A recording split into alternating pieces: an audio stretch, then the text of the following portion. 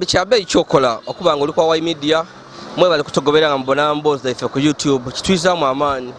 era tusaba kale kusubscribinga nga bulido mujjo maiso no kusubscribinga awali ekigambo subscribe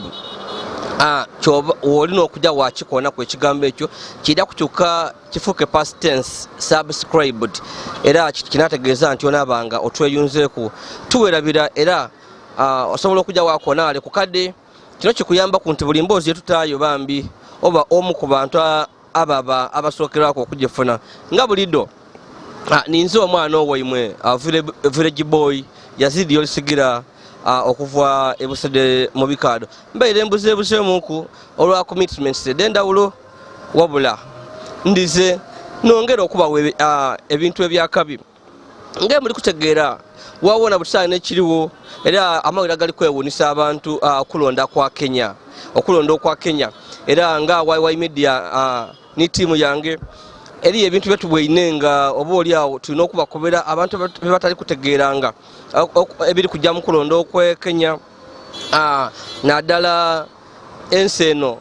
yetulowooza nti oba oli awo n'ensi ediri mu nsi endavu kuba eri mu East Africa abazungu bakabona East Africa nga ensi edikali endavu wabula democracy eri kujanga eyolesa bambi eri kwewunisa buli muntu joyagala buli wotambulira bali kwogera akalu ka Kenya abali mu office aba boda bambi n'abakazi abatunda bogoya eri mu downtown wotambula bambi bono obagana nga bali kwogera mu democracy and transparency bambi ali kubanga alagibwa mu kalu ka Kenya. So tuli wano nchayizaako ku muganda wange Kabaka Ben era ngono tumwidi bulungi nga muna kibina kya NUP mukunzi kunga Uganda ya mukunganga biki tuba mukusomesa abantu. Okay kali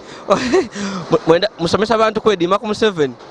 of course bamwedima kuira but aya kali Kabaka. So bambi nini Kabaka Ben bamwidinga riso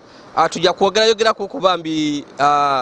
ku bintu ebyendawulo naddala mu kulonda okwe Kenya era nga twogere niku ebyo biri kwewunisa abantu era nga tugezaako okumpiyalinga oba bakweta batya okuba omufano akaluwa ke Kenya n'akaluwa akabawo mu Uganda kyandawulo kyekiriwo tubona nga abapolisi abangi ku nguudo wano amagye gaba mangi agamutoka mu kaluwa ka Uganda agamutoka tugabona ganji gano agamutoka gamagye tugabona gaba ganjino twabona noni mu ibanga wabula Kenya twajira okubona nga Baliku Kwebi to organize is the reason why we are here, ladies and gentlemen. As I told you earlier, for those who have not yet subscribed, please go ahead and subscribe, like and share our videos. Yazidi olisigira. Kabaka Ben. Tusangaire okubona. Neyanziza YY media nendo kwebaza banaifa batugoberera ku YY media abali kuliya n'abali wano waka mu Uganda nti mukola kyamani nendo kusasira ku banaifa abafunye ebizibu ebyendawulo banaife nayendo sanukira kwalani banaifa abali mu masanu agendawulo amaina Kabaka Ben nga bulido tujja kwogera ku bintu bingi waneno. So wena tujja kulwawo Kabaka Ben tuwene akaluka ka Kenya tuli kujogera kwino kuba mulinana waifwe ekizibu ekigwe Kenya kikosani wano oidi bulungi nga ebitono bine byobusoga twawula ni Kenya tubodalinga ni Kenya naddala ngogire mu district nga Namayingo district nga Mayuge ebujiri tubodalinga ni Kenya. So kyovobona nga atuvaayo twakola ki twajogera kuba tutya edukira akaluwa kakawa yali obutabanguko naddala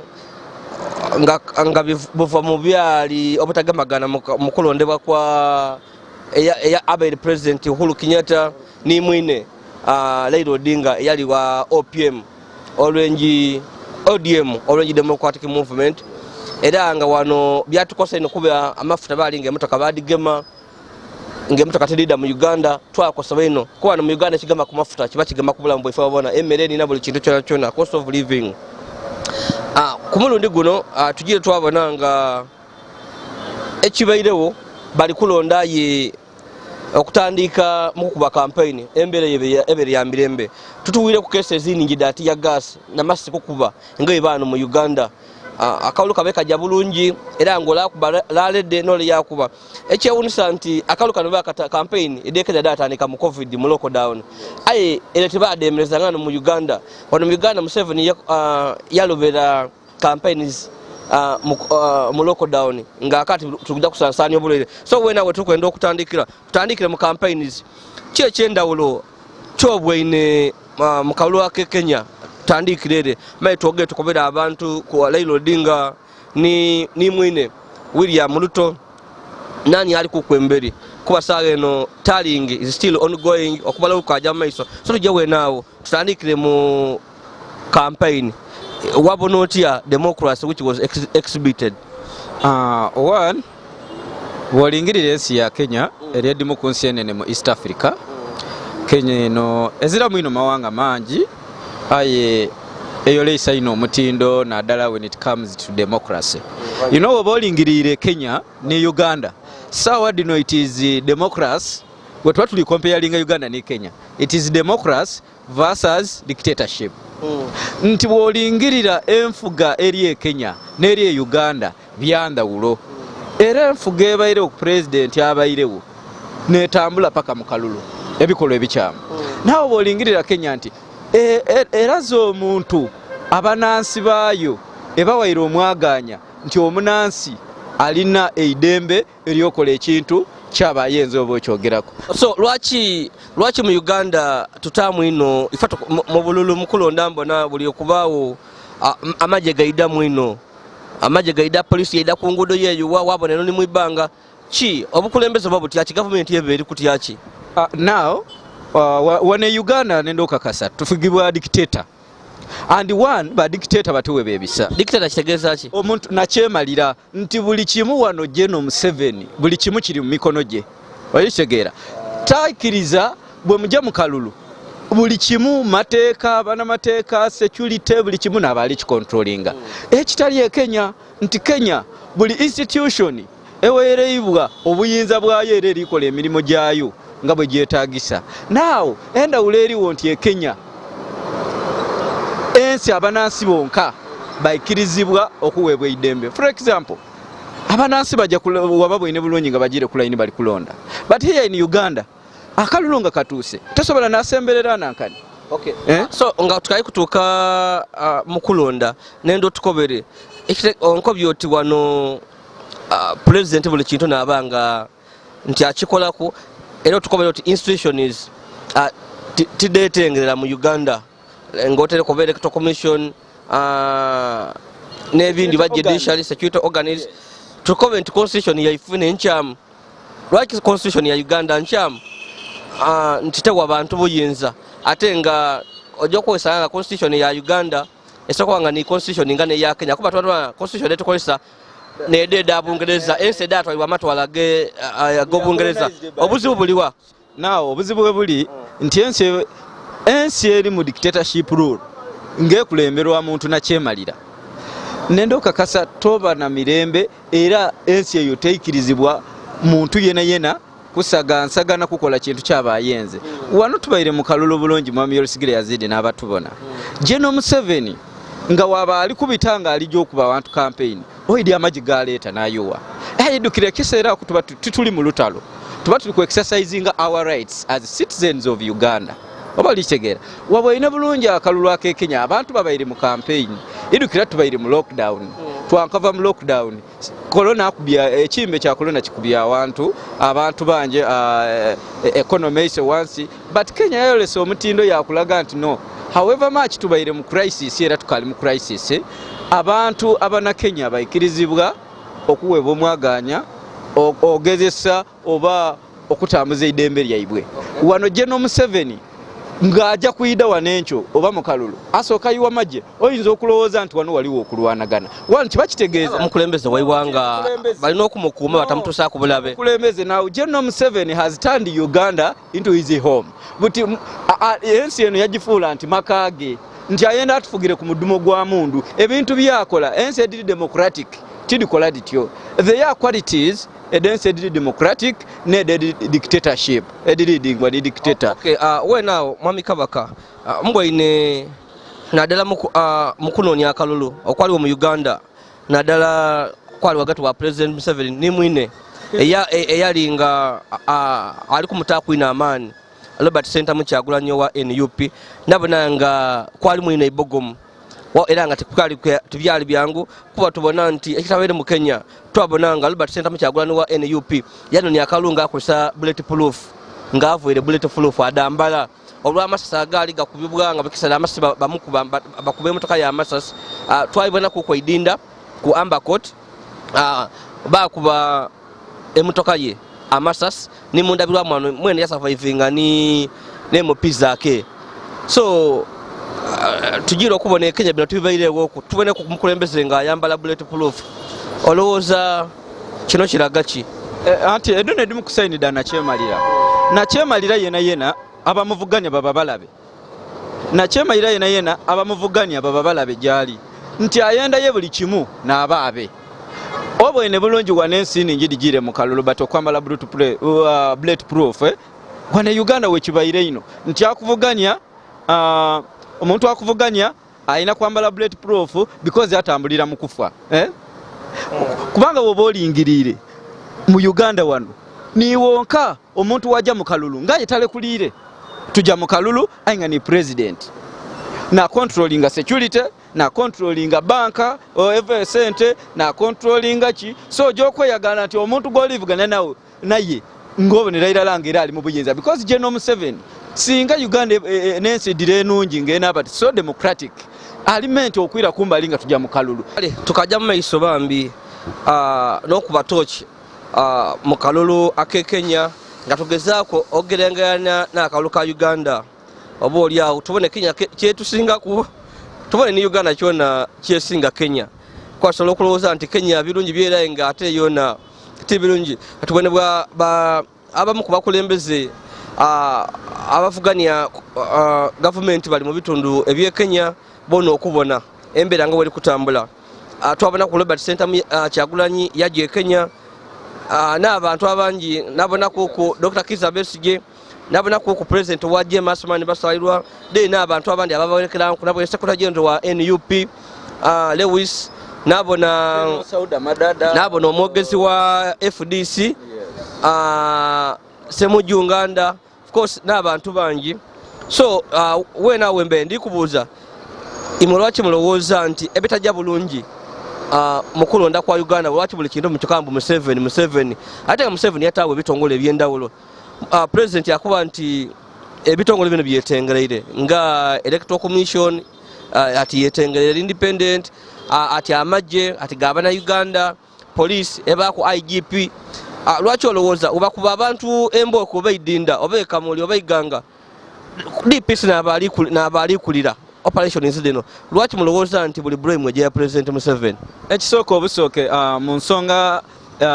nsonga eyo mwami Yolisigira Yazid nsooka kunina ba member of parliament betulina nti ba member of parliament bendo okwamendinga mu constitution ebiseera ebisinga nti Kenya kyetusinga olingirira nti bo balina kyebeeta term limit ife wane Uganda tuzira term limit olingirira irala nti omuntu buli lwalwa ku ntebe ayongera okwenweza tabamu na mwoyo gwansi ye so mwami Museveni lwaki nkoba nti buli kimu yakininamu mwami Museveni naalonda abalamuzi mwami Museveni naidi abantu banata abanakulira electoral commission naidi ki so ekizibu kyaida nti bo bazira mwoyo gwansi yaibwe General Museveni bwetuba mu kalulu oidi bulungi nti ye wana kuba campaign abe nalemu we banaba wa mirembe opposition we naba au aba amasasi nitya gas biba byakulya kyalagachi nti mwami Museveni ya yenda abewo yenka and kyetaja kuikiriza because information je tuliku tulina omubinga ekintu kye tuli kwege Kenya nti Kenya abantu bendensi yaibwe tibenga tabangu so we nawe ndikwenda otukobere kuku nga tujja mukulonda kwa Kenya results dili kulaga nti embiranye eri wagati wa Raila Odinga ni William Ruto era bali kulaga nga wandi olali atanakala owundi yaba ana munana ana mwenda bito ono awandi chetuweine nti wabelewo ko boli some sort of transparency mu electoral commission akuba tubonanga ekitabele mu Uganda okubala obululu bali kukola ngense bona era abanamawulire babayikiriza forms de bali kuletanga aba declaration forms de bali kuwanga electoral commission yona ekumalanga okudingizamu yamala yadde wana abanamawulire ati bona batandika okukola ki okuyingizamu. So kino kitegeeza ki lwaki tutubeere nabyo okubala obululu kuba mbona TV badilobera ebyo okubala obululu babirobera abanamawulire eidembe lyabwe liba itono ino bali batoolaku kyotabwaine mu Kenya era obuzibu ono era ojja kubuta ku mwami Museveni. Bw'oba olingirire mwami Museveni akulira akakiiko k'ebyokulondesa mwami Museveni akakulira lwakuba yeekweka bala abaliwo those are just ebyo byenzenze those are shadow what kuba kuliku mu Uganda kuliku akulira ebyokulondesa so justice byabakama aye byabakama tine yemalirire byabakama asooka abuuza mwami Museveni era mwami Museveni wakuba akasimu of course byabakama ezira kyasalawo iweedye bulungi obwo ina akalulu. Let me give you an example. Tubaire mu by election wanene nankani Kayunga what happened wabona bulungi nti nakwedde honorable nakwedde yali alikola bulungi era nga asinze buli wamu. Now justice byabakama yalagira bano ba returning officer yalagira yalagira ku order ya mwami Museveni ni kalangwa because bali kwenda basigaze territory eyo nga NRM berabiranga bali kuitansi. This is the problem of General Museveni. Obono Museveni is the problem. No ekiriwo kiri nti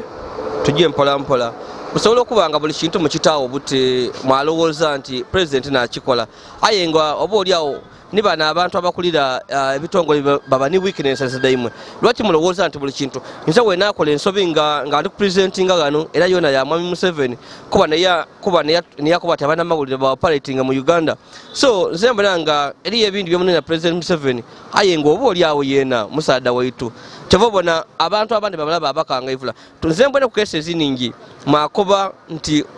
ono yakola kino wajja okubona nga amateeka gamugema kuku wabona IGP kale kayikola engeri yakolanga mu ebintu bye aye twatukakisera president yamutolaku nga akati yali avuire ku mulamwa nga alikola ebintu ebirigiriza bana Uganda aye nga bakobanga ati IGP kale kayikola era president Museveni. So ndowooza bana abantu bona bano aliyo ebintu bye bakola mwalowooza nti bya president nga bona bali mu kunobo na fo bwebwe. So weenawe ndikobera olowooza opposition abali e Kenya bali kye bali kujja okuyamba kuku n'abana Uganda abaliyo aba representing government bali kye bajja okuyamba kuku okwida bayambe ku bakyuseeko ku bakolera enongereza oba oli awo tube n'akalulu aka free and fair nga Kenya. Wano tutukaba n'akalulu kali free and fair wano tulina akalulu akali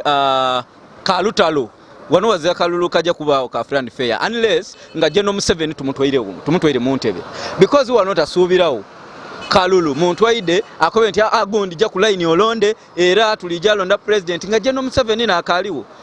nga General Museveni no muntu omulala oyo ine ekintu kyakozesa nze njeetera condom theory aida yakukozesa wano yakusula look at Kaihura yali amukolera utakoba oti yali tamukolera nawo bwa amukolera nabo nanti abantu bakayenda Kaihura yamudampinga yamusula abaire yankamwiza sawa dino. Obuzibu obuliwo nimwe aba position mwena amuli galibo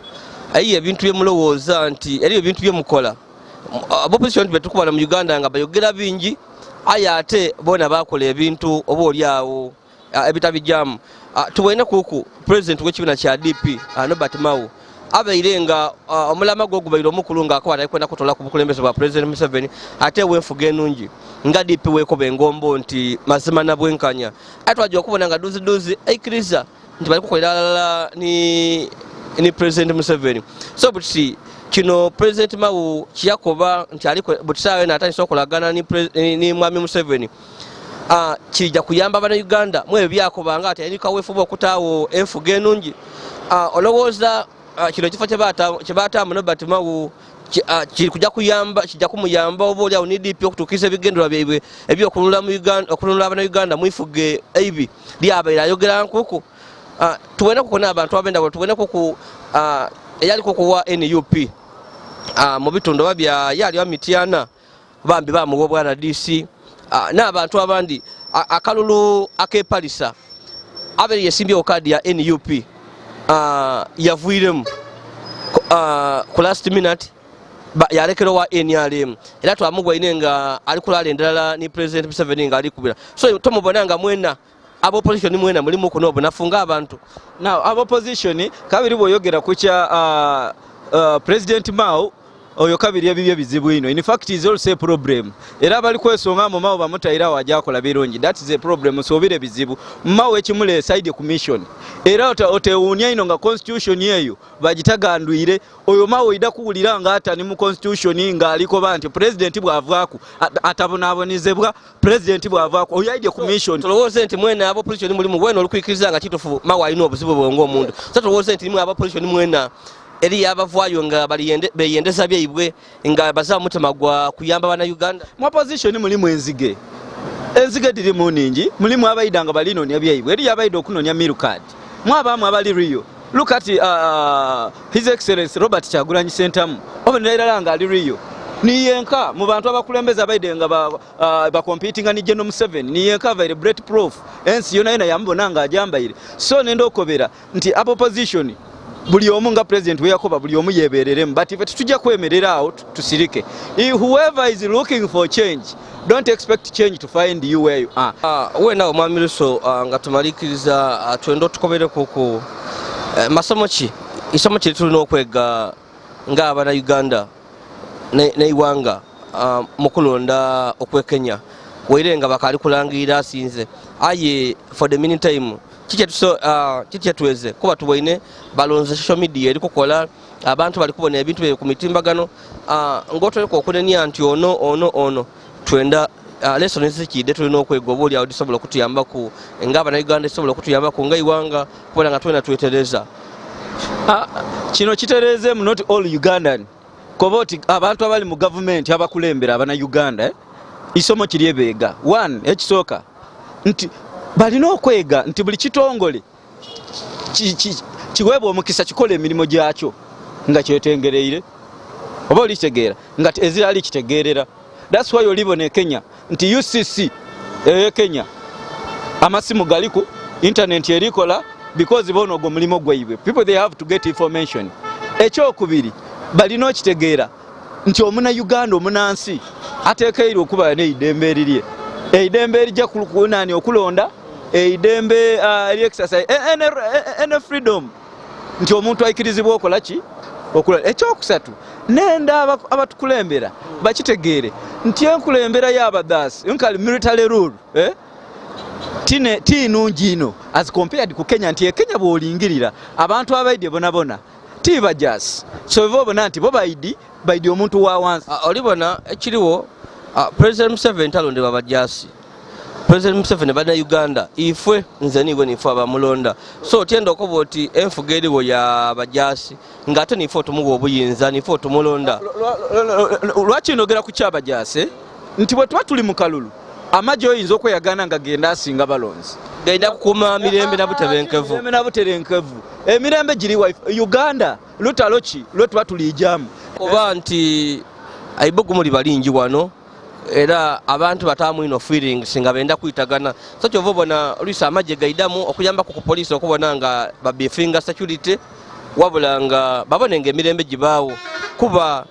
tosobola kufuga abantu nga bafu so ndowooza nti government bole okyekola kubona ngetawe emirembe era kyo vobona okulonda kumala kwawa nga abantu abekosisa batono tubaye tukali ku nsonga kike tuyegamu nenda bakulembeze n'abana Uganda kino kijja bakulembeze n'abana Uganda okuli General Museveni n'abandi nti mwego okwenda ensi yaime big patriotic nekintu ekikasinze bukulu nti ensi yo bwogenda abaana bo baida ababulungi abaidukulu baida ababulungi ayiwo batojenda byokola byona bidasasulirwa baida kubola abaana bo baida ababola ni tribe yo yene eida kubolebwa nga ovuyire tiriko banti nti tuli kuvumirira mawanga ayenga ni mu opposition mona oli kukyogera nga wena tegeera osobola kwogera nga oli kukyogera gano kubwa oli kumpewo aye tegeera wena osobola okubuna kunchongo ikiriza okola mu government era wena byoli kwogera tubajja kukubola tegeera nti oli kubyogera wena bira kubuna kuncho bakubole ayenga ate ngaliyo kyo bwine kuba tuwene kukuba wenda kubuna kuncho wena bakuba ati bakuwaira ogufo jo yam okola mu government chandawulo okola mu government kyandawulo okola mu government nze basobola okumpa it is true basobola okumpa nze n'abanga ndifunamu ayo gwe batawaire owena bidonga gwe batawaire oweere ebulange gwe batawaire oweekamuli abajafunira muwa nze kyenkuba nti government yeno waliwo obuzibu kyobubaawo ewa opposition yokuwa nti osaavuinge mu government yebe eriku ebiduba byobeire ng'olina byo ng'oli kwenda bambi bituusibwe n'enkola ennungi obe nga ogigezesa nga bakuweere kyansi eyo ezira government ezira dictator akwikiriza nga akutwaire nga akufishinze nga dictator jeno Yoweri Kaguta Museveni waba akufishinze tosuubira nti alija kukoba nti alija kugemana naiwoyo nti muna oidi kabakabeni oidi kino kiri kiti era aba akutwaire kukonya era oboza kyoja kwogera baba kugemye munwa sendi kubona awo mbona nga solo kubanga kuba tuliwa sana speaker wa parliament ya Uganda Anita Amongo yali wa FDC yaja mu NRM yava mu NRM oyava mu FDC ila mu NRM emuyambye ino yaba kubwa yafuna wa deputy speaker afuna kuya wa deputy speaker era bamugulumize paka yafuna obwa speaker so aho bamukoniza alitusikirira ebigendera bya dictator right honorable speaker Anita Amongo alituikiriza ebiruubirirwa bya dictator General Yoweri Kaguta Museveni era mu parliament ge tuli kujja mu maisaawo nga tunatera otuka 2024 olijabo na parliament ekijobo omu oyo yajja commission and let me tell you babairenge najja nankumbi mu FDC ayengera already akukutana be NRM okay nga kutana be NRM so don't think nti right honorable speaker nti yatwali yafishingibwa kujja tukiza biribirirwa bya bana Uganda although ni cyane by element but wano yaja kutukiza birubirirwa bya dictator General Yoweri Kaguta Museveni okay ndoza nti akubiza parliament nabo position babambona era ensonga dona alino okusalawo ensonga ngabwe ine majority baliwa bali kusinga do we still have parliament do we have parliament in Uganda eriye Kampala that is a comedy hall that's not parliament you see how they atanga walonda ba member of parliament ko twalonda member of parliament no look here voting is different from trusting someone the way they exercise their roles as the member of ekiwandiko ngo bali kwenda member of parliament owuwo member of parliament owuwo akutere ku omukono otwalirani. Of course, the member of parliament is Honorable Mugema Peter. Tomutwalira nga nali kwenda kutere ku mukono. Nchikukobye nti parliament ya Uganda eri mu comedy. Byabakola tibiraganga byababaka. Era okuntera ku omukono kyandawulo n'okoba nti byakola mu parliament ne byababaka bye parliament okola. Okay, so kiri kwogera ku yenka ababaka ba parliament. Tuzira parliament mu Uganda yafaawo and parliament eri weba Kampala parliamentary avenue Kampala AOT parliament oliro kujje Kampala that is a comedy hall oliro kujje Kampala every member of parliament yabali omolonda mu batono bobo nira iralanga batukana oliro kujje Kampala and I want to assure you abana Uganda comedy hall eri ku National Theatre we are going to parliament and we are going to show you how a good legislator bino bi comedy bebata mu parliament tituja kubikiririzamu and General Museveni okobye Uganda eza mu parliament kale kwenda kuja mu parliament yes and tulikwenda ajireta kujizaawo yafaawo ezirawo parliament ezirawo tulikwenda kujizaawo neno nkobere kwa oyina babaka bameka mu busoga wano abatuka ku mutindo gwa member of parliament okay bambi oni mukulu Ben ayenga tenza tukobere ku lessons ayi abo position bambi ensonga edisinga lessons zenze ku lessons detwega mu kaluka Kenya ayi let me tell you Museveni ni lesson look here nkukobye nti tobanga mwena soko linde mwena tubago mukisabo position mwatishulating issues oboli yawo ayira mulemero kuba issue ng'oboli yawo omuntu owawansi ali kujja okutegera wasigala Museveni dictator Museveni tobona twegamu ki mukaluka Kenya wakoti Museveni akaluka Kenya nkukobera nti twegamu abantu balina otegeera nti balina okwenda ensi yayiwe Kenya tiwa bweneyo okubipiira byokyebwa tiwa bweneyo ku bantu bayitibwa because abantu benda ensi yayiwe ayenga kiretera abantu okuyitibwa mu Uganda muno muntu mulala ati kuba naye ndabe yenka nabo opposition bonna tulikuba nga bali kulyanga banansi olukwe bajakaye bakola ni government ate bali kulwanisa bafuna sente so ndi kwenda nkobe nti nenda ko oti abana Uganda twena baba opposition abo baba baida mu opposition na mission dai bo opposition omutofu yasigala ku kitofu nkoberako His Excellency Robert Kyagulanyi Ssentamu wamona kuwanga akukota so nenda okubera abana Uganda kye tulina okwega Kenya nti twene ensi yaife nenda ni government ya Uganda eringirira akalulu ka Kenya nti government ya Kenya buli kitongole kyaweereibwa omukisa kyakola omulimu gwakyo abana mawulire bayikirizibwa nga abana mawulire bakoze omulimu gwaibera bakakola nti democracy ya Kenya obonera irala nti obwenkanya bwabairewo mu EC olibonera irala nti percentage diri janga dani nanti Odinga ajja ku igulu Ruto yamuleterera ekitali wano Uganda ntwane Uganda akalulu kasigala nti General Museveni waba mu bitundu 52 ayinza n'osigala omu nga banabandi balyere so nenda abaisirikale security organs ditegere nti they are there to serve abana Uganda ngabe Kenya webali nti ya Kenya abaisirikale tibatuluguinya bantu tibakubye bantu kituvu okubatibo waliwo okuba okuswika basobola okuba bakubye muku nga wena wobide ati kituuka ku Uganda nenda ekitongole okese twawulire ku waliwo ebayise ku abantu babiri ako byokubanga member wa parliament yabakolise emundu yakuba abantu babiri bityo then ne aliwo n'abalwire okutwala ebyokulonda abantu abo tebegugunga muku ayira obo buntu bubamu obo then ekindi abana Uganda nenda mwege mu kalulu ke Kenya nti Uganda wano tutole sente mu kalulu edibitirire esente detagisa mu kalulu esente edibitirire nedimwe edirete ebizibu nti abamu kuba aba babalirwanira obukulembezi for example tulina party ya NRM eli mu buyinza nti angalije bataine sente eningi mu kalulu nibe ne batandika oletamani ku polling station otulugunya abantu because abali kwenda afise wo kuki akasente nenda government eringirira akalulu ka Kenya nti ekitongole ekyabalamuzi kyemereire ngakyo era okali kiwulira kunga kireta bigambo nga wona ulira wane waife Uganda nti omulamuzi akobya ati akoza nenda omuna Kenya aide Uganda yagana ekintu kino nga kirungi ate nenda bana Uganda ekindi bayege nti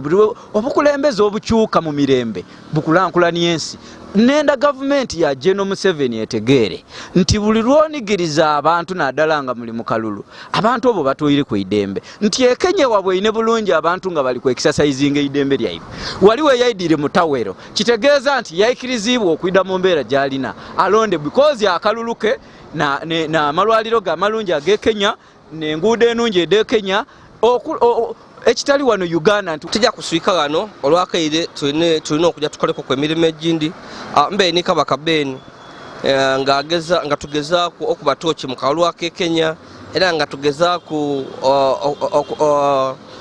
okagerengana n'okulonda okubawo mu Uganda ifo obunafu buliwa oba oli awo tubone niwa Uganda wesinga ku Kenya ni wena oli ku YY media bambi tukusaba wena otukobereko ku in the comment section okulonda kwa Kenya iwoli kubona otya